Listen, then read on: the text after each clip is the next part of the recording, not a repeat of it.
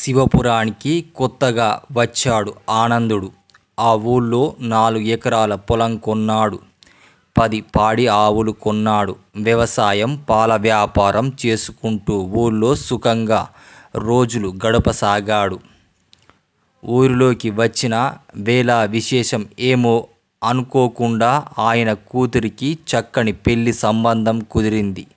వెంటనే ముహూర్తాలు పెట్టించి పెళ్లికి జరిపించమని మగ పెళ్లివారు తొందర పెట్టారు. 1 ఏడాది తర్వాతైతే అమ్మాయికి పెళ్లికి డబ్బుకు లోటుండేది కాదు. ఇప్పటికిప్పుడు పెళ్లి అంటే మన దగ్గర డబ్బు చాలదు. కనీసం 200 వరహాలైనా అప్పు చెయ్యాలి. ఊరేమో కొత్తది, మనకు అప్పు ఎవరిస్తారు అని ఆనందుడు భార్య రాజేశ్వరి దగ్గర దిగులుగా కూసున్నాడు. రాజేశ్వరి చుట్టుపక్కల విచారించి ఈ ఊళ్ళో 2 వడ్డీ వ్యాపారులు ఉన్నారు. ఒకాయన పొలమయ్యే, ఆయన పొలం తాకట్టు పెట్టుకుని అప్పిస్తారట. ఇంకొకరు బంగారయ్య, ఆయన బంగారం తాకట్టు పెట్టుకుని అప్పిస్తారట అని భర్తకు చెప్పింది. 200 వరహాలు చిన్న మొత్తం కాబట్టి మాట మీద, నమ్మకం మీద, స్నేహభావంతో అప్పిచ్చే వాళ్ళుంటే బాగుంటుంది అని ఆయన అనుకున్నాడు. కొత్తగా కొన్న పొలం తాకట్టు పెట్టడం ఇష్టం లేదు. ఆడవాళ్ళ నగలు ధరించే పెళ్లి వంటి వేడుకల్లోకి వెళ్తారు కాబట్టి బంగారం తాకట్టు పెట్టడం కుదరదు. ఏ తాకట్టు లేకుండా వడ్డీ ఎంత అడిగినా ఇవ్వడానికి కూడా ఆనందుడు సిద్ధంగా ఉన్నాడు. ఆనందుడికి సమస్య విన్న పొరిగింటి వీరయ్య, ఈ ఊళ్ళో తాకట్టు లేకుండా అప్పిచ్చే వాళ్ళు లేరు. అయితే పొరుగుల్లో దానయ్య ముక్కు ముఖం తెలియని వాళ్లకు కూడా అప్పిస్తాడు. నీకు 200 వరహాలు కావాలంటే అక్కడికి వెళ్ళి అడుగు అని చెప్పాడు సలహా. నీకిష్టమైతేనే వెళ్ళు అని సలహా ఇచ్చాడు.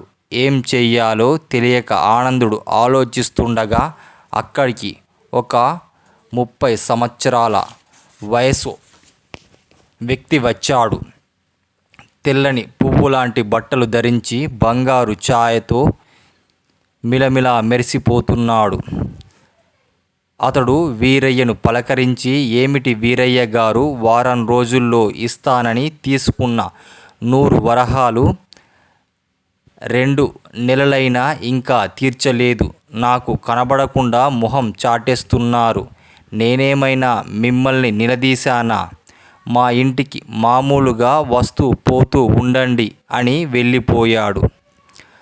అతడెవరు అని అడిగాడు ఆనందుడు కుతూహలంగా.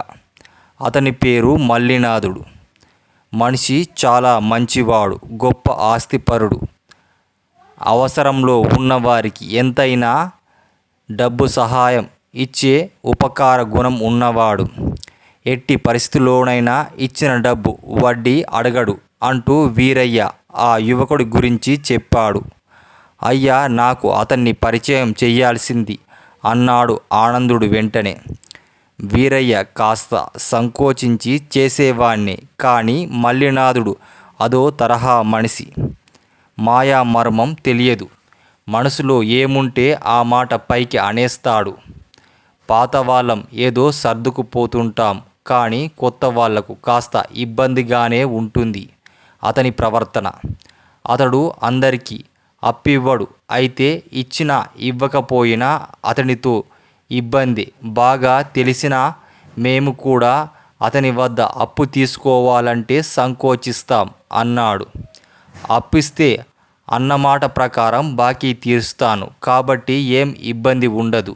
అప్పివ్వకపోతే ఇబ్బంది ఏముంటుంది అన్నాడు ఆనందుడు ఆశ్చర్యంగా. అది అనుభవిస్తే తప్ప అర్థం కాదు, చెప్తే ఏం తెలుస్తుంది అని తప్పుగా అనుకోకు అని వీరయ్య అన్నాడు. ఆనందుడికి వీరయ్య మాటల్లో నమ్మకం కుదరలేదు. ఆయన మల్లినాథుని సహాయం కోరాలని నిర్ణయించుకున్నాడు. ఆ సాయంత్రం అతని ఇంటికి వెళ్ళాడు. ఆ సమయానికి మల్లినాథుడు తండ్రి ఇంటి అరుగు మీద కూర్చొని దేనికో గొడవ పడుతూ ఉన్నాడు. మీరు ఆవును కొనమని మరీ చెప్పారు. అది నేను సలహా అడిగితేనే చెప్పారు.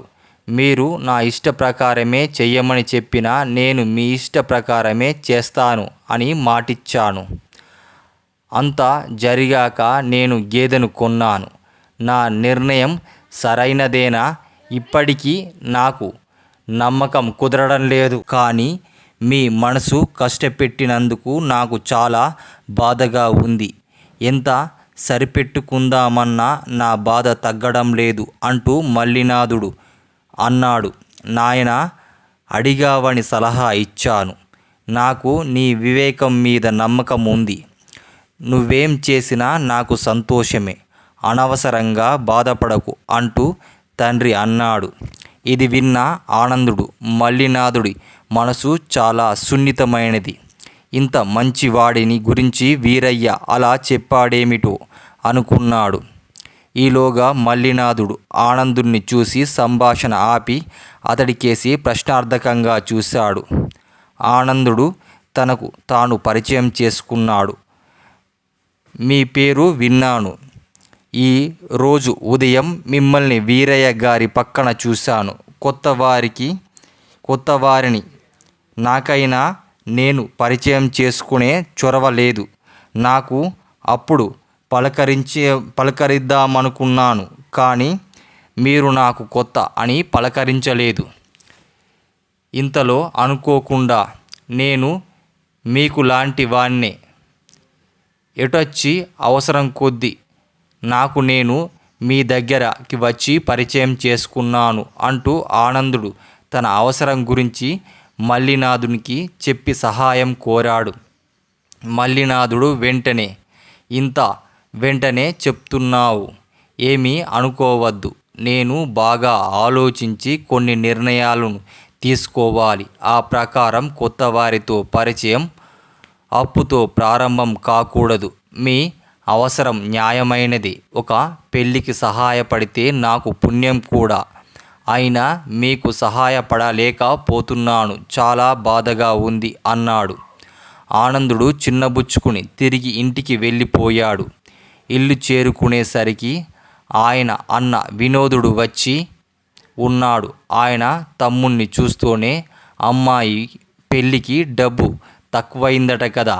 ఈ మధ్య నా పరిస్థితి బాగా మెరుగైంది. ఆదాయం పెరిగింది. నీకు సహాయంగా నేను 1000 వరహాలిచ్చి వెళ్దామని వచ్చాను. నీ దగ్గర డబ్బున్నప్పుడు తిరిగి ఇద్దువు అన్నాడు. తన సమస్య తీరిపోయినందుకు ఆనందుడు ఎంతో సంతోషించాడు. వెంటనే అన్నగారి పాదాలను తాకి దండం పెట్టాడు.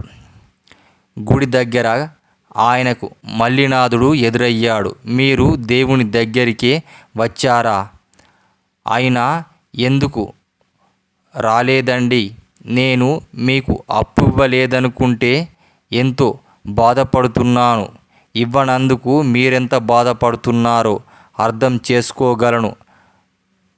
అందులో దగ్గర డబ్బున్నా కూడా నియమానికి కట్టుబడి మీకివ్వనందుకు నాకు చాలా బాధగా ఉంది.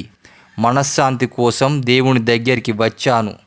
నా కారణంగా మీ అమ్మాయి పెళ్ళి ఆగిపోతే ఆ బాధ నన్ను జీవితాంతం వెంటాడుతుంది అన్నాడు. ఆ మాటలకు ఆనందుడు నొచ్చుకుంటూ, అనవసరంగా మీరు బాధపడవద్దు. ముక్కు మొహం తెలియని వాళ్ళు అప్పడగడం నా తప్పే. మీరు లేదంటే అది సహజం అన్నాడు. నన్ను అప్పడగడం తప్పనుకుంటున్నారా? అంటే నా ప్రవర్తన మీ మనసును చాలా బాధించింది. అందుకే మనశ్శాంతి కోసం దేవుడి దగ్గరికి వచ్చారు, అవునా అన్నాడు మల్లినాథుడు.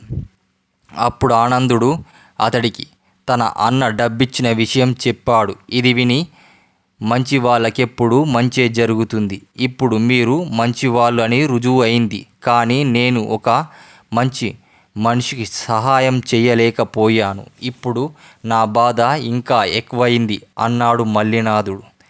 తాను మల్లినాథుని ప్రవర్తన ఏమాత్రం బాధపడలేదని, పైగా ఇప్పుడు సంతోషంలో మునిగిపోతూ ఉన్నానని నమ్మించాడు ఆనందుడు. ఆ తర్వాత 2 రోజులకు మల్లినాథుడు ఆనందుని బట్టల దుకాణంలో కలుసుకున్నారు. ఆనందుడు కాస్త ఖరీదు తక్కువ బట్టలు కొన్నాడు. మీకు సహాయపడి ఉంటే డబ్బులు మరి కాస్త ఎక్కువ ధర పెట్టి ఉండేవారు అంటూ బాధపడసాగాడు మల్లినాథుడు. మళ్ళీ ఆ విధంగా వాళ్ళిద్దరూ ఎక్కడ తటస్థపడ్డా మల్లినాథుడు తాను అప్పివ్వలేదన్న పదే పదే బాధపడుతూ ఉండేవాడు. తర్వాత ఆనందుడు మల్లినాథుని కుటుంబానికి పెళ్ళికి పిలిచాడు.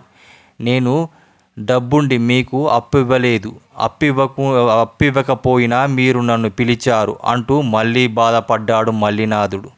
అతడు అక్కడ పెళ్ళి జరుగుతున్నప్పుడు కూడా ప్రతి తంతులో తాను అప్పు ఇవ్వలేకపోయానని తల వంచుకొని బాధపడుతూ ఉండేవాడు. అతడికి ఊరట కలిగించడానికి ఆనందుడు చాలా శ్రమపడేవాడు. మగ పెళ్లివారు మర్యాదలు చేయడంలో కూడా వదిలిపెట్టలేడు మల్లినాథుడు.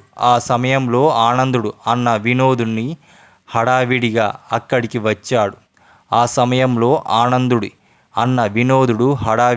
అక్కడికి వచ్చాడు. ఒరే ఆనందు, పెళ్ళికొడుకు అక్క చెల్లెలు వాళ్ళ భర్తలు లాంఛనాలు కూడా పట్టుబట్టలతో పాటు బంగారు ఉంగరాలు పెట్టడం వాళ్ళ ఆచారమట. నువ్వు ఒట్టి బట్టలు మాత్రమే పెడతావు. ఒకటే గొడవ చేస్తున్నారు వారు. ఇప్పుడు ఏం చెయ్యాలో పాలుపోవడం లేదు. ఉన్న డబ్బంతా ఖర్చయిపోయింది అన్నాడు ఆనందుడు విచారంగా. ఆ వెంటనే మల్లినాథుడు, నేను మీరడిగిన అప్పు ఇచ్చుంటే మీకు ఈ చిక్కులు వచ్చేవి కావన్నాడు.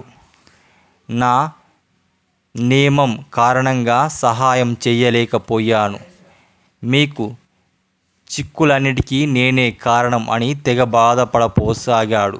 అప్పుడు వినోదుడు కల్పించుకొని, అప్పుతో పరిచయం కారాదు అన్నదే కదా మీ నియమం. ఇప్పుడు మీరు మా తమ్మునికి బాగా పరిచయం ఉన్నారు, మిత్రులే కదా, కాబట్టి సందేహించకండి. ఎందుకు 200 వరహాలైనా నిరభ్యంతరంగా ఇవ్వవచ్చు. ఇది మీ నియమానికి అడ్డురాదు. పెళ్ళి ఘనంగా జరిపించి ఆనందించవచ్చు అన్నాడు. అలాగా, అవును నిజమే, ఇప్పుడు వస్తాను అంటూ మల్లినాథుడు అక్కడి నుంచి మెల్లగా జారుకున్నాడు. ఈ జరిగిందానికి విసుగుపోయి చూస్తున్న ఆనందుడితో వినోదుడు, ఒరేయ్, ఇప్పుడు నేనన్నదానితో నీకు మల్లినాథుడి బెడద వదిలిపోయింది. ఇకపై అతడు నీకేసి తిరిగి చూడడు, నా నమ్మకం అంటూ నవ్వి పెళ్ళికొడుకు తరపున వారికి లాంఛనాలు నేను కల్పిస్తాను అంటూ తన దగ్గర ఉన్న డబ్బులతో పెళ్లివారికి బట్టలు, బంగారు ఉంగరాలు చేయించి ఇచ్చాడు. నువ్వేమీ అదిరిపడవద్దు అన్నాడు. ఆ తర్వాత పెళ్లి ఘనంగా జరిగిపోయింది. మల్లినాథుడు తిరిగి రాకపోయాడు. ఆనాటి నుంచి అప్పిచ్చి సహాయపడలేకపోయాను అంటూ అందరినీ చికాకు కలిగించే ధోరణిని మానుకున్నాడు.